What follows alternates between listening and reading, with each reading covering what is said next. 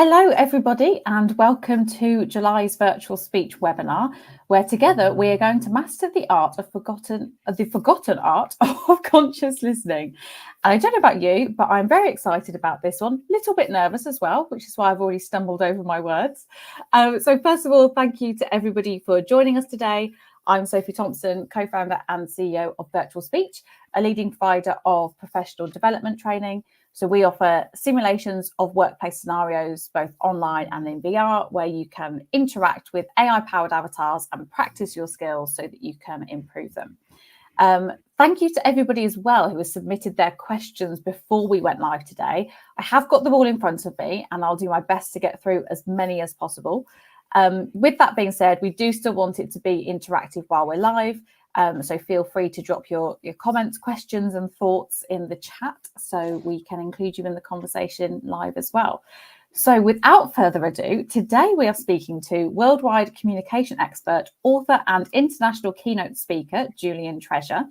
And if you're here today, you are probably just one of the 150 million views his TED Talks have had, with his talk, How to Speak So That People Want to Listen, being the 6th most viewed TED Talk of all time. And somehow we have had the privilege of him joining us here today. So we have a lot to get through. So let's just dive straight in. So first of all, welcome, Julian. Hello. Thanks, Sophie. I'm really delighted to be here on a sunny Orkney evening. It is up here. Yes, summer has finally arrived in the UK, albeit we're only 3 days in, so we'll see how long it lasts. So today we're focusing on conscious listening. So could you explain what you mean by the term conscious listening? Well, it's self-explanatory to a degree, not to be confused with, there's a lot of definitions out there, active listening, attentive listening, and so forth and so on. All I mean by conscious listening, this is something that most people don't do most of the time, is being conscious that you're doing something. That is to say, listening is not a capability. Hearing is a capability. Mm-hmm. So you don't have to do anything to hear. It's your primary warning sense. It's the most primal of all senses, really. Every living thing on this planet senses vibration. It's critical for survival, to find food, to find mates, to avoid being food for somebody else. So there isn't a vertebrate on this planet without ears, for example, without a real sense of hearing. There are quite a few with no eyes. So hearing is universal, right down to cells. Cells sense vibration, they hear, they even make sound, actually, and they perceive it when other cells are making sound. So, there's a world of sound out there that we don't even know about at micro level. Even atoms are vibrating, subatomic particles are vibrating, right down to, if you believe in string theory, which many people do, the strings are vibrating. So every part of us is vibrating. Hearing is natural. That's the result of all of that. And although it's our primary warning sense, I think we've forgotten that a little bit. I often think that when I see somebody cycling with headphones on, that's kind of lost contact with our hearing being our primary warning sense. If a twig snaps behind you, you spin around. Listening is different. Listening is a conscious act. It's a mental process, and it comprises 2 stages. First, you select certain things to pay attention to. You hear everything, but you don't listen to everything. You'd go nuts if you tried listening to absolutely everything all the time.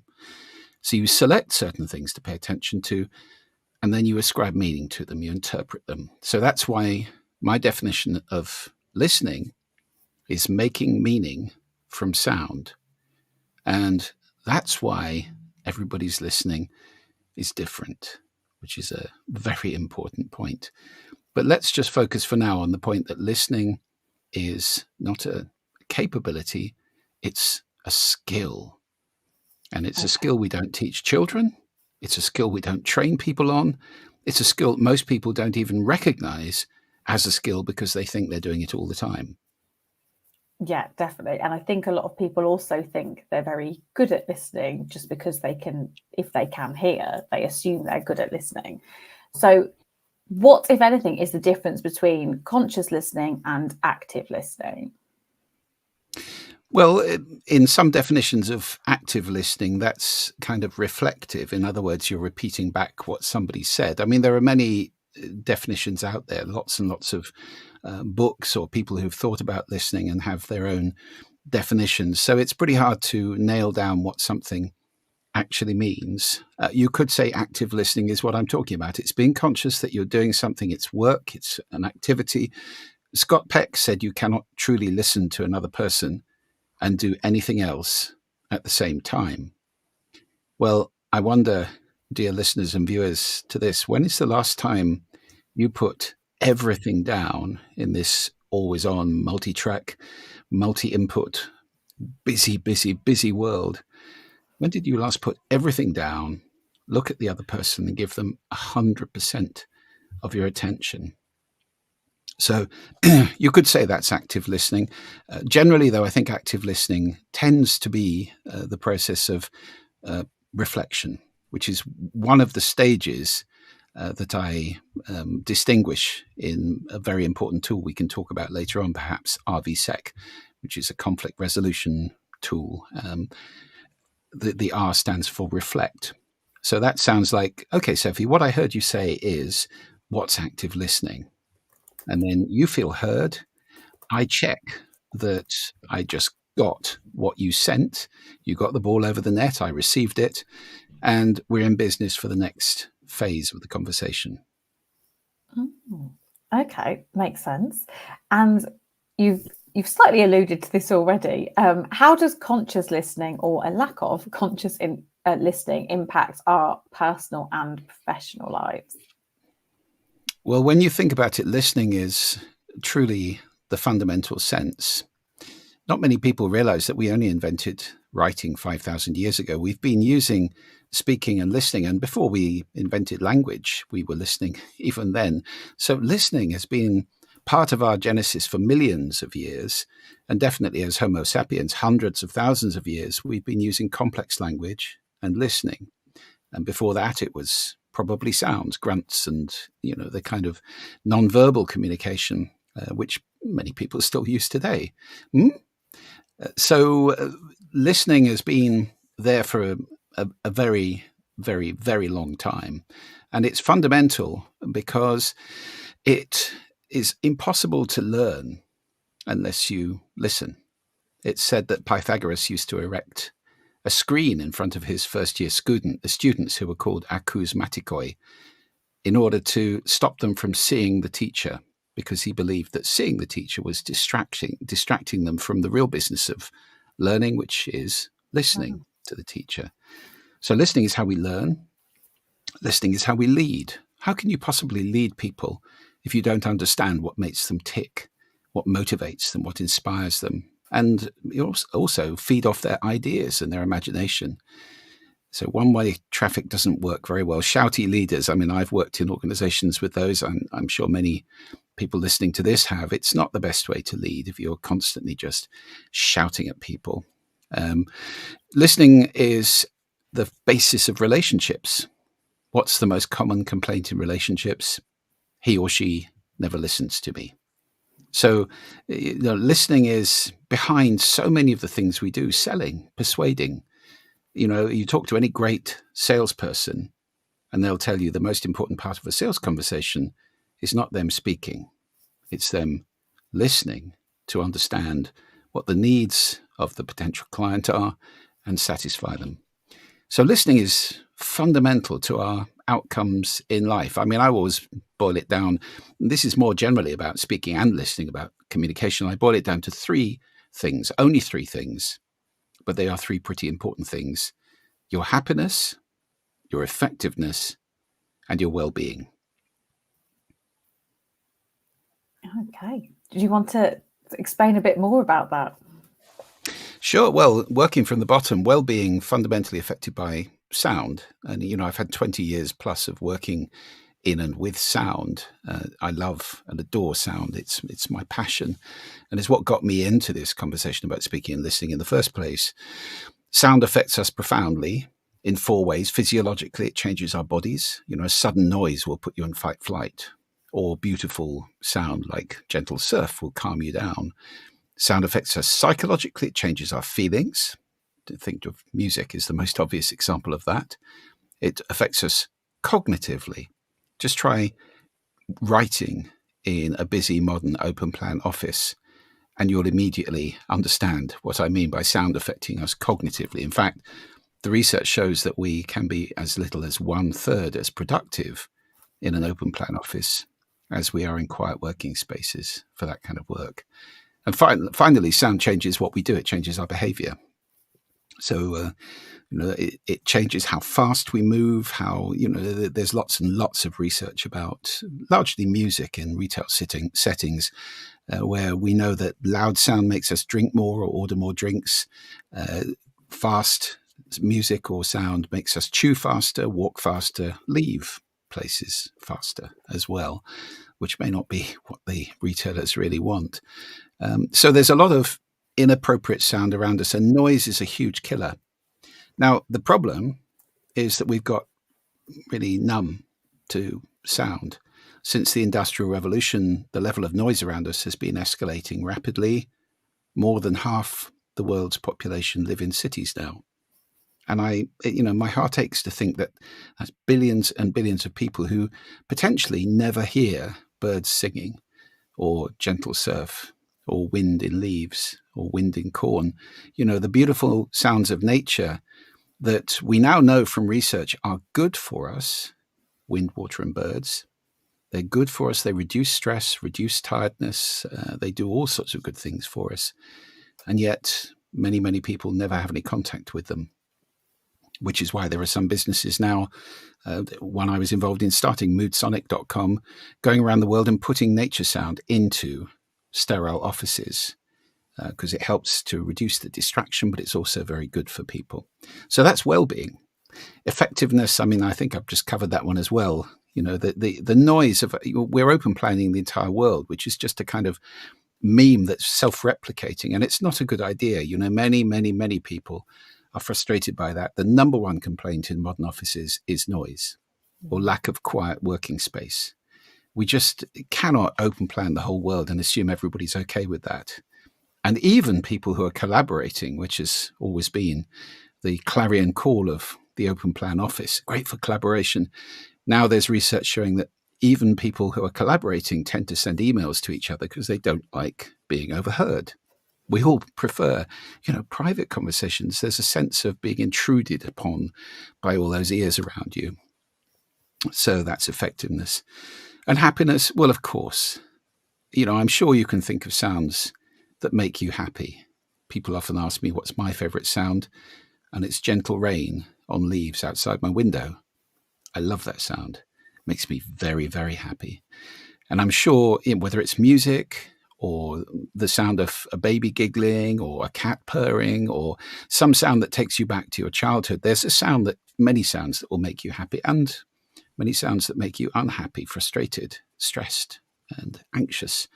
And most human conflict is done in a lot of noise. War is a noisy business. Fighting is noisy. Noise and conflict tend to be correlated in some way. I'm not saying necessarily causally, although I know that, I've seen in the past many times police have said very often when they get to a scene of conflict, they have to quieten things down, whether it's turning off lots of sources of sound or whatever. So happiness, effectiveness, and well-being. And if you're listening carefully, then you can start to take responsibility both for the sound you create and for the sound you consume. I'm already thinking about sound in a different way. So when you're talking about sound and to do with happiness, I think, like as you said, the most obvious one is around music. But then when you started talking about like the sound of gentle rain, and I was thinking of like the sound of when your feet crunch on leaves in the autumn. I love that sound. And I've never actually consciously thought that I like a sound like that. So we know that listening is important. So why, as humans, do we just not do it very well? There are many reasons why we don't listen. It starts with education, of course. We don't teach listening in school. And how nuts is that? if we taught school students, at a very young age, we taught our children first how to listen really well, how much more of their education would they absorb? It's crazy. We spend all our time thinking about sending education. How good is the curriculum? How good are the teachers? We spend almost no time considering whether it's being received, even down to can the children hear, because many children are in classrooms with terrible acoustics where, if you're more than a few rows back, it's really hard to hear the teacher. So that kind of process is a disaster. We lose contact with this primal sense at a very young age, and we're obsessed with writing. So, we've got 4 ways we communicate: reading, writing, speaking, listening. 2 send, 2 receive, 2 for the eyes, 2 for the ears. What do we teach in school? Reading and writing. It's a scandal if a child leaves school unable to read or write. Sadly, millions of children are leaving school in this country every year unable to listen or speak effectively because we don't teach speaking either, which is nonsense. It's absolutely crazy. So it starts there. And then, of course, as we grow up, the distractions start. And they've got more and more intense over the last few decades with technology. Technology is something which many people talk about as bringing everybody together. And in fact, a fellow TED talker, Professor Sherry Turkle, believed that originally. She's a professor at MIT. But then she went into it in detail, and the result was a very fine book called Alone Together, where Sherry realized that the paradigm of a family sitting around a meal table, all looking at their hands, was becoming more and more common. We were losing contact with the close people around us. Once upon a time, people lived in smaller communities and they all knew each other. Now, in cities, we don't know our neighbors hardly at all. And we don't even talk to our families because we're all looking at our hands and talking to people who are very distant, probably people we don't know very well. We've replaced a small number of deep relationships with a very large number of shallow relationships instead. So I'm really with Sherry on that one. So technology is a problem now. Quite apart from anything else, there are some very, very large organizations which are spending billions and billions and billions of dollars, if not more, on seizing your attention and mine, because our attention is their currency. That's how they make their money, by selling advertising to people who are piggybacking on whatever they're doing. So they want our attention, and they're very clever at getting it. So the whole thing of clickbait and everybody trying to grab your attention all the time, obsessive checking social media to see if somebody just tagged me or whatever. The word friend doesn't mean quite what it used to. So that's another angle on this. Technology is a really big distortion. And I think a lot of it comes down to simply not realizing that this is a very important skill and really relegating it to almost nothing, assuming it's just natural. We all do it and it's fine. Like speaking, we all speak. Well, no, this is the human voice is the instrument we all play. And you wouldn't want to go on stage at the Royal Albert Hall for a piano recital without a single lesson. Well, just in the same way, I give talks to large numbers of CEOs about these skills, about speaking and listening, because, I'm glad to say people are starting to wake up to this. And I say to them, how many of you use your voice in business in an important way? For how many of you is your voice a really important tool? They all put their hands up because they have to do media and lead teams and give talks and so forth. Okay, how many of you have had formal vocal training? About 3 out of 1,000. Wow. It's crazy. We just don't think that these things are important. And so my mission in life, really, my passion, is to wake people up to the fact that these 2 skills, and they are both skills, speaking and listening, are absolutely critical in determining your outcomes in life. How happy you are, how effective you are in achieving your goals, and how well you are, how good your health is. Mm-hmm. Okay, Julian, help us. So, do you have any practical exercises that anybody listening can get started with today on how we can improve our listening skills? Yeah, there are lots of very simple things we can do. I mean, the most obvious and simple one is silence. There we are. That was nice, wasn't it? I didn't want to leave too much because when you're broadcasting, it's known as dead air and people get very upset about it.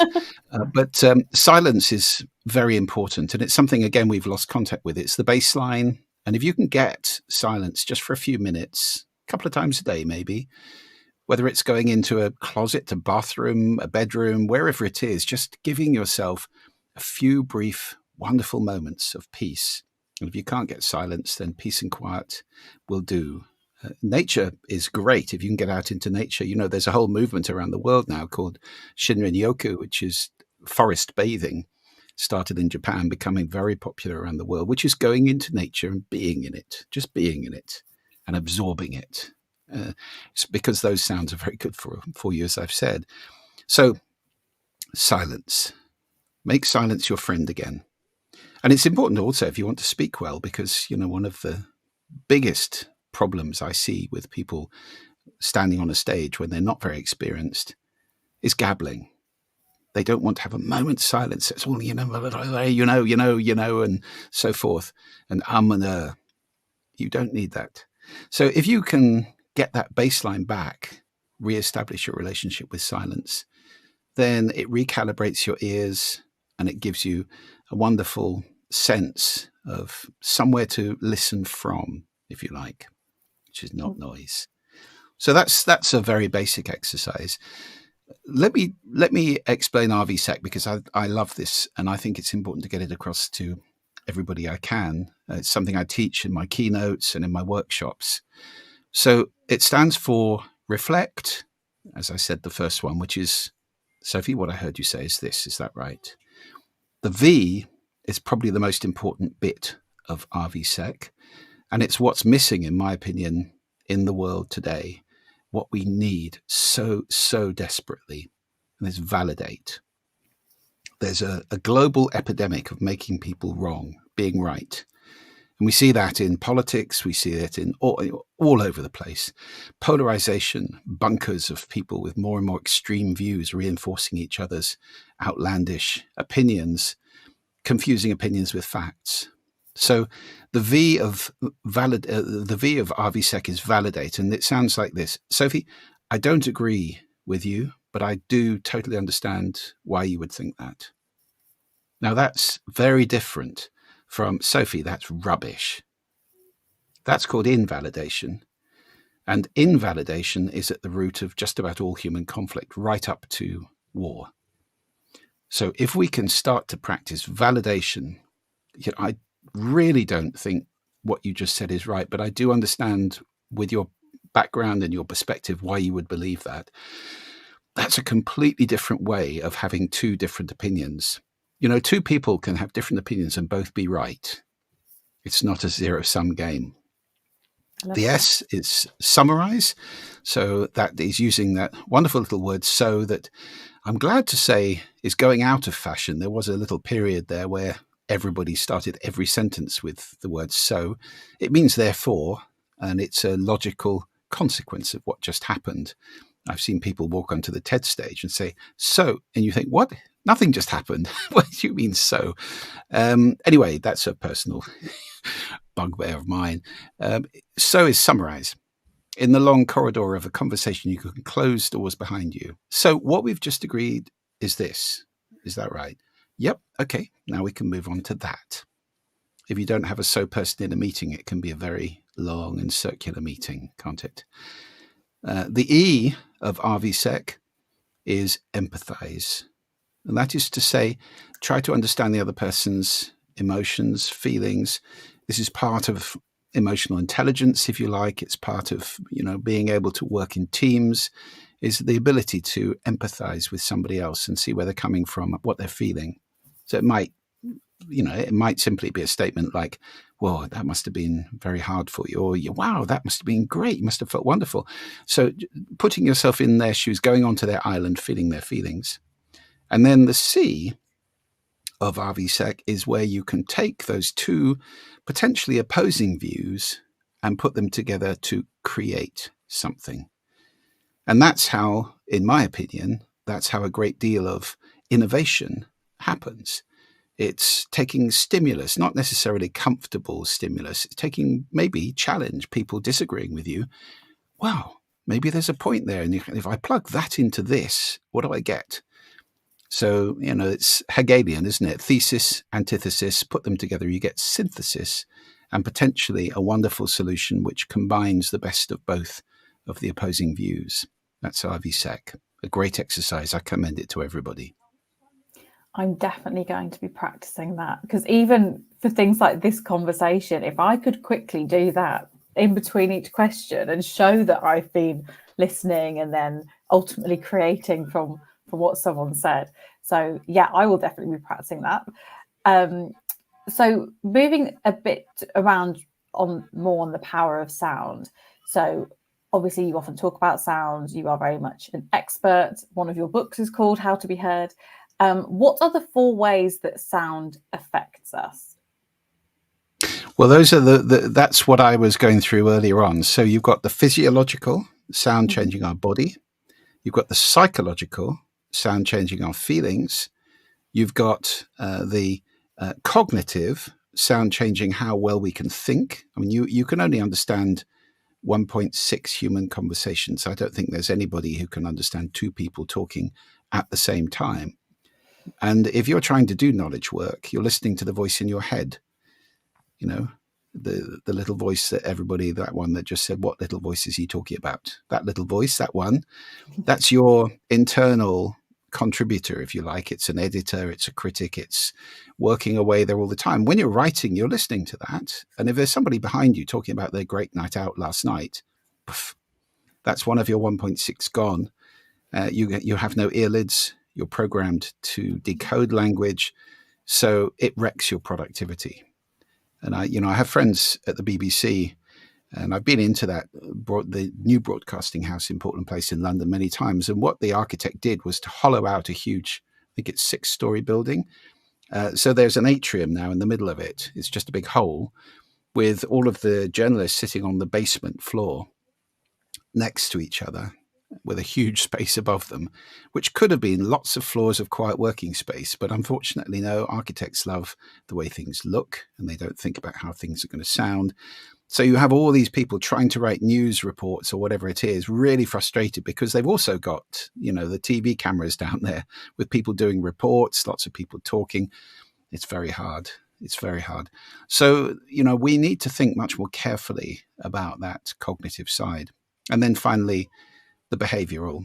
And I'll give you another example of that. One of my favorite pieces of research done by Adrian North and some colleagues a few years ago, they kitted out a supermarket with 2 gondola ends, the ends of aisles. One had French wine displayed and the other had German wine displayed. The displays were identical visually. And all they did was to alternate a music condition. So on day 1, a little bit of French music. On day 2, a little bit of German music. And they kept that going for weeks and weeks and weeks. So what happened? On the French music days, French wine outsold German wine by 5 bottles to 1, which may not be surprising. It does sell more in the world. But on the German music days, German wine outsold French wine by 2 bottles to 1. Now that is a radical shift in purchasing behavior. And interestingly, when asked, the people who'd been in the shop and made those decisions hadn't even noticed the music. So this is not, German music, therefore I should buy some German wine. No. This is sound influencing what you and I do really radically at a subconscious level. And if that's happening to us all the time, I really think that's another pretty good reason for listening more carefully, don't you? Yeah, absolutely. So moving a bit onto public speaking and communication more generally, and then we'll go on to questions that people have already submitted, because we've got a lot of them as well. So your TED Talk, How to Speak So People Want to Listen, has an amazing 41 million views. So what are your top 3 tips to improve oratory and communication skills? Well, the first one is about listening. I said right at the beginning of our conversation that we all listen in a unique way. Now, that's true because we all listen through a set of filters. And those filters are the culture we're born into, the language we learn to speak, the values, attitudes, and beliefs that we accrete along the way. And then in any given situation, our intentions, expectations, assumptions, emotions. So our listening changes from time to time through the day, and it's different from person to person. So it is a very common and I think, pretty catastrophic mistake that most people make, which is to assume everybody listens like I do. They don't. And once you get that and start asking yourself the question, what's the listening I'm speaking into? That is how you can start to hit the bullseye instead of missing the target altogether. You'll become more and more sensitive to the listening you're speaking into. As soon as you cast aside that assumption that everybody listens like I do, because they don't, or like you do, I mean, obviously. So that's the first big thing. What's the listening I'm speaking into will make a massive difference. Then, of course, whatever you're saying, there's 2 aspects to spoken communication. There's the content and there's the delivery. Where in written communication, delivery is rather less significant than it is in spoken communication because we have so many things in what I call our vocal toolbox, which is another thing that most people don't realize they've got. So these are things you can practice. These are tools you can sharpen and become a master of using. Things like pace, speeding up when you get really excited, or slowing right down to make an important point. Pitch. I mean, what do you mean? Oh, what do you mean? Those sound very different, although they had the same pace and the same content. So those things are important. Resonating in a deeper place, which is your chest, is also quite useful if you want to speak in power, because when there's research showing that we vote for politicians with deeper voices, that's all because big things tend to have deeper voices, and big things are more likely to be dangerous than little things. So, over a very, very long time, there's this sort of organic, this basic assumption in all animals, really, that deep voices are perhaps more significant. And therefore, you can use that. I mean, if I talk up in my head voice up here, that's perfectly nice. There's nothing wrong with it. It's quite light. But the moment I move my voice down to my chest here and resonate in my chest, it's got more authority to it. So you don't want to start becoming really, artificial here. Margaret Thatcher had lessons to lower her voice by a couple of tones because she believed that would make her more authoritative. And it sounded a little bit false, or a little bit forced, perhaps. Don't become unnatural, but you have this resonating chamber. There's nothing unnatural about learning to resonate your voice in different places. That's the equipment you've got. I would also say, for anybody for whom their voice is important, get trained, get a coach, speaking coach, singing coach, drama coach, presentation coach. They're all out there on the internet. Search for one, find one you like, do some work with them, and they can transform the way that you're delivering. And I mean, have you had a speaking coach? I have, absolutely, yes. And, indeed, I've done a great deal of training on my voice, right up to, 5-day training courses where for the first 2 days you are not allowed to use your hands to gesticulate at all. That kind of thing, where you start to focus on every aspect of delivery. Yes, of course I have, because for me, I mean, it's not an accident that the TED Talks have been well received, because I trained a lot before that. And I was able to, with the last one, which, as you say, is the 6th most viewed of all time, amazingly. I mean, I think I did a really good job on that. It was the 5th one in a row, so I'd had some practice. Not many people get 5 goes at doing a TED Talk, and I was very lucky to get that. But yes, I think I did a really good job of delivering what was an important talk. Incidentally, though, this is an interesting fact. The TED Talk on speaking has been seen by at least five times as many people as the TED Talk on listening. We are much keener to be heard, I think, than we are to listen. And that equation doesn't work very well because, what's the point in being a brilliant speaker if nobody's listening? Listening is the foundational skill to me. And that was really my epiphany. As I was running an audio branding company for years and years, I realized at some point the reason most companies make terrible sound and haven't thought about it is because the people in them don't listen. It comes down to human beings not listening. And the more I went into this, the more I realized that this is such a threat to everything we hold dear. Our relationships, our productivity, our outcomes in life, and our society. I did a TEDx Athens talk some years ago in the cradle of democracy where I said, listening is the sound of democracy because listening creates understanding. And how can we live next door to somebody with whom we fundamentally disagree if we don't seek to understand them in some way, shape, or form? If you don't do that, you're into violence. And, we've seen the fragility of democracy in the Capitol riots in the US a few years ago, in what happens in the less democratic countries. It's not something we can take for granted. And to me, democracy and civil society are founded on listening.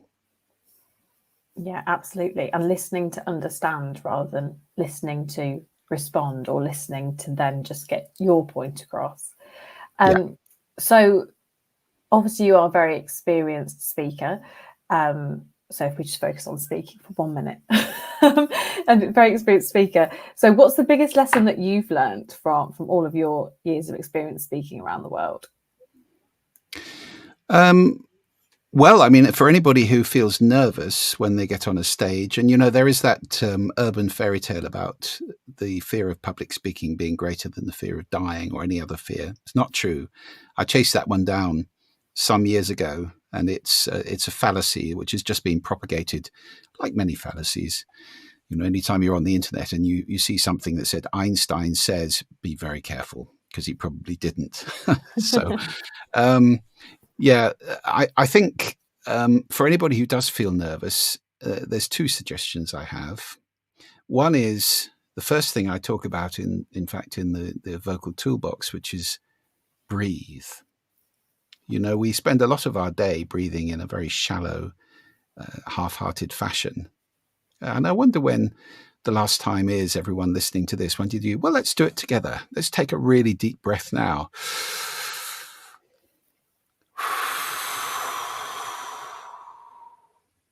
That feels good, doesn't it? Now, your voice is just breath. So breath is the fuel for your voice.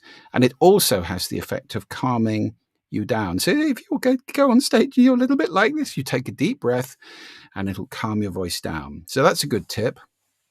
And the other tip about nerves is to embrace them. Half the problem with feeling nervous is that people make it wrong. They say, I shouldn't be nervous. Of course you should. It's good for you because it adrenalizes you. You're getting all sorts of hormones, adrenaline and possibly testosterone if you do a little bit of Amy Cuddy TED Talk, making yourself bigger with power poses. You release testosterone. These are all things that are going to help you to feel strong and behave more appropriately, be ready for everything, react faster, you think faster, and so forth. So nerves, as long as they're not debilitating, they are your friend. And when you start to see them like that, the whole thing becomes a lot less frightening.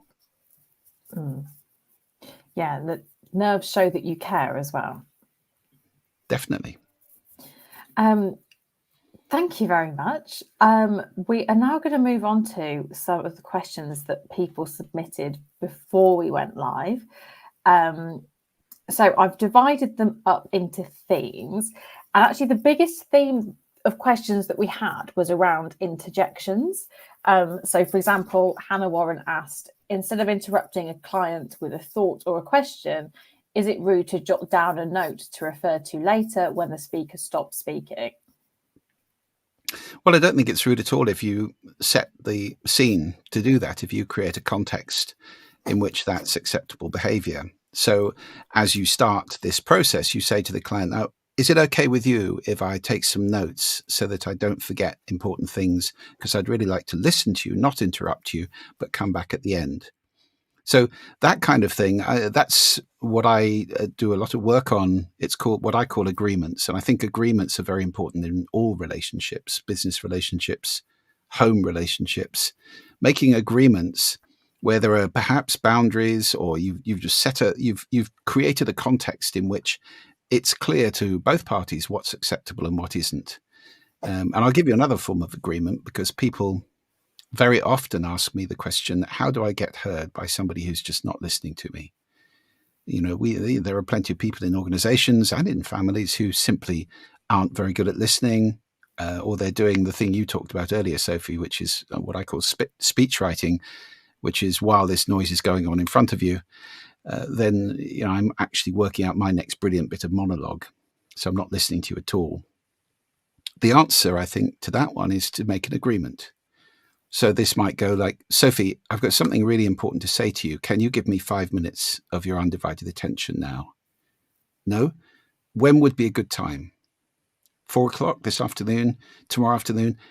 Perfect. Let's do it then. Now, having made that agreement, I think if you start doing your email when I'm doing my 5 minutes, I've got a right to say, Sophie, you did say you'd give me your undivided attention. Now, I think that's a very strong tip for anybody who doesn't feel heard. Definitely. Yeah, definitely. Lindsay Jessup, along the same theme, asks, what's the best tip to balance listening with having something interesting to contribute after the person finishes talking? I find if I'm not focusing on what to say next, I tend to go blank when they have stopped talking. Well, listening is a form of meditation, really. And it is important to trust that your mouth will know what to do when it comes to the point that it's going to be needed. And if you trust yourself, you'll find that that is generally the case.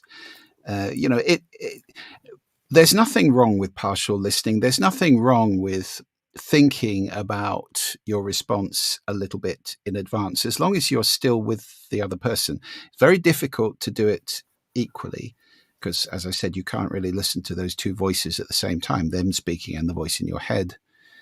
So it's a question of degree. And I want to be clear, I'm not saying that we need to give everybody 100% of attention all the time. That's not possible in the modern world, definitely not. I think what's important is to be conscious of the kind of listening that you're giving to somebody. So it may be that partial listening is absolutely fine. I might be making food and partially listening to somebody who's speaking to me. That's absolutely fine, unless, of course, what they're saying is absolutely catastrophic or hugely emotional or very important and significant to them, in which case either I put the cooking down and turn to them and listen to them, or I say, look, let me just finish this 10 minutes and then I'll come and listen to you. Mm-hmm. So, it's important to be conscious of the style of listening that we're giving to somebody else. It's a great gift to give to anybody, your real listening. Absolutely. And Belinda Onyango has asked, how do you avoid interjections? How do you ensure that you get the key points across when someone is speaking? If somebody's interrupting you, is that? I think they might be referring to when somebody's speaking and they keep wanting to interject them. So is that where we've come back to listening being a form of meditation and trusting yourself that once they've finished, your mouth will know what to say? Yes. I mean, I think if somebody's on a long talk or something like that, maybe it's a lecture or, they're giving a presentation and you want to come back with critique or with points, then it's fine to make that distinction. Say, look, I'm just going to take some notes.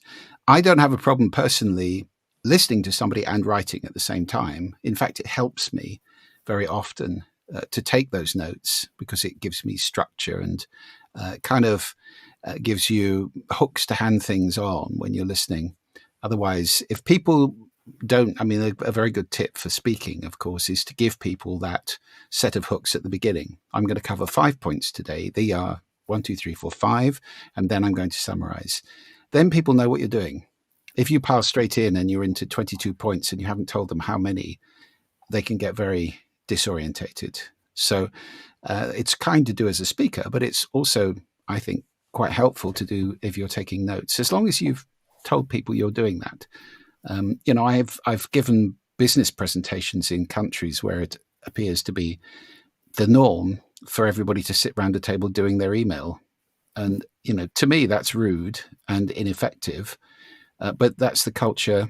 And, there's no point me railing at it. I wasn't going to stop and complain about it, because I do understand that that's what they do all the time there.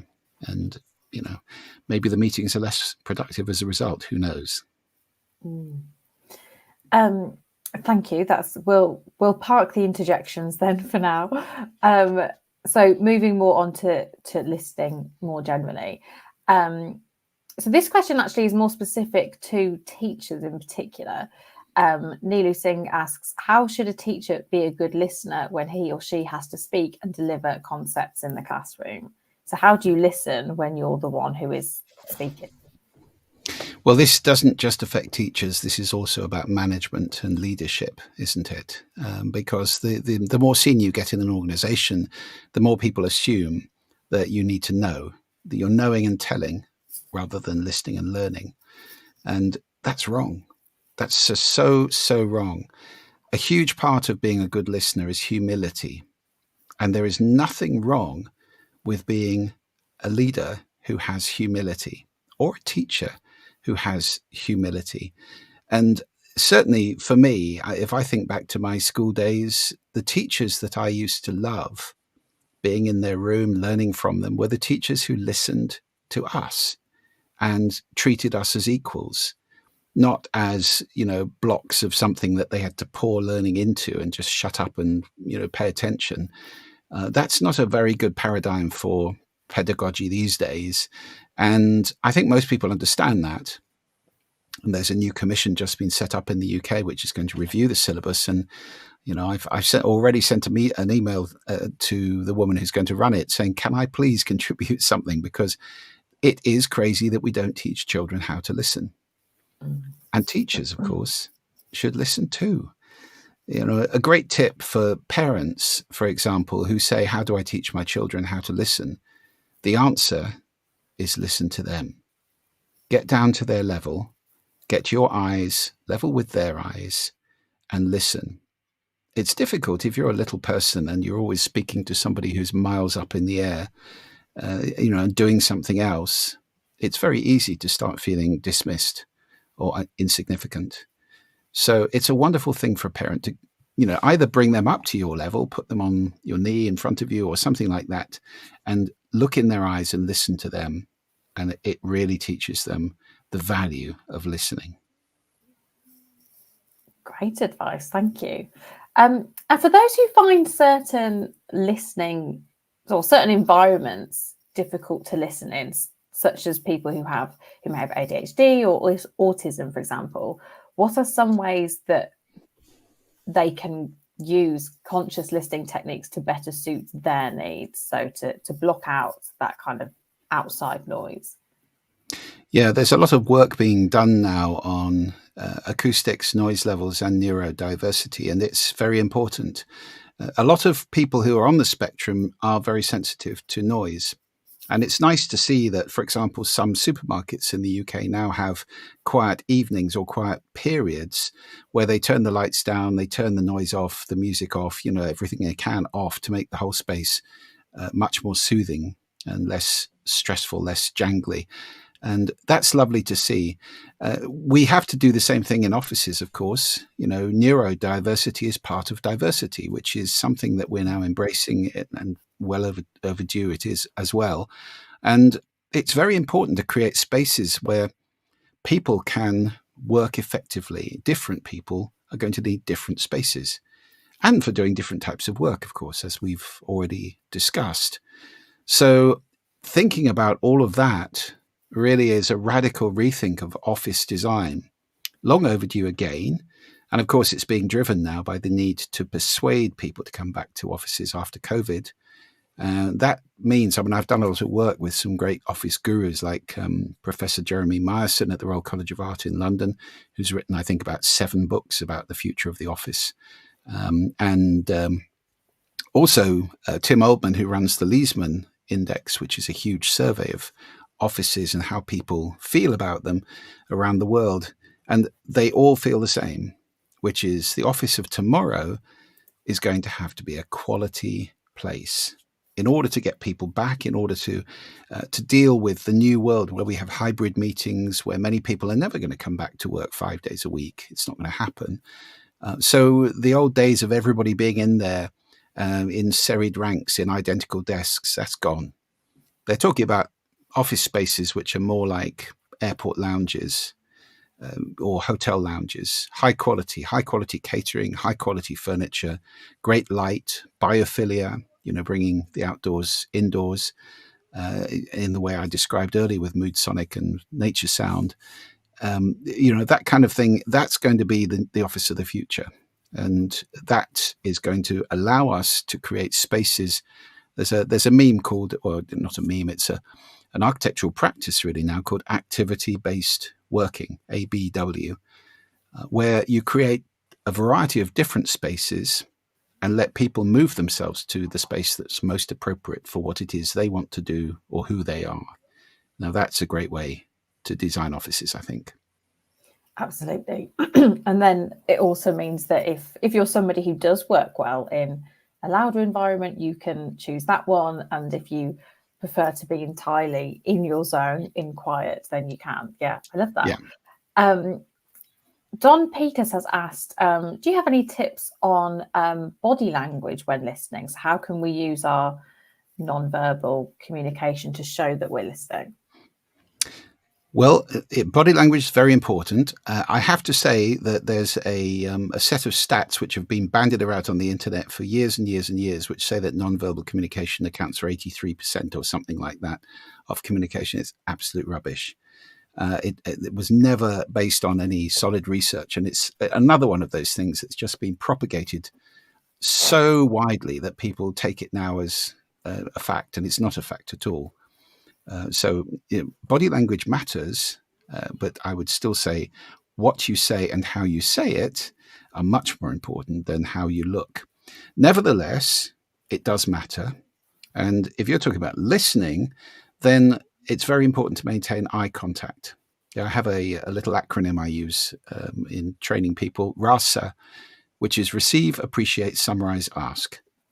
So the R, the receive, means looking at the person who's speaking. That's very important, because if you're speaking to me and I'm gazing out of the window, whatever, that is pretty effectively saying to you, I'm not interested. The person speaking, at least in the West, this is the way it tends to go. The person speaking will look around and check back from time to time to see if the listener is still listening.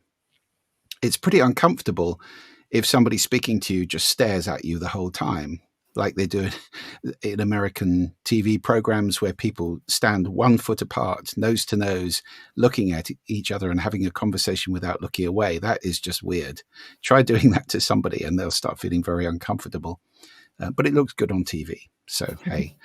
So the R is receive, and leaning forward tends to indicate interest as well. And not doing things like, I don't know if you've seen Pamela Meyer's excellent TED talk on spotting liars, but body language is a big tell with somebody who's lying, whether their feet are pointing for the door, for example, or they're putting barriers up on the table in front of them, like pens or something else.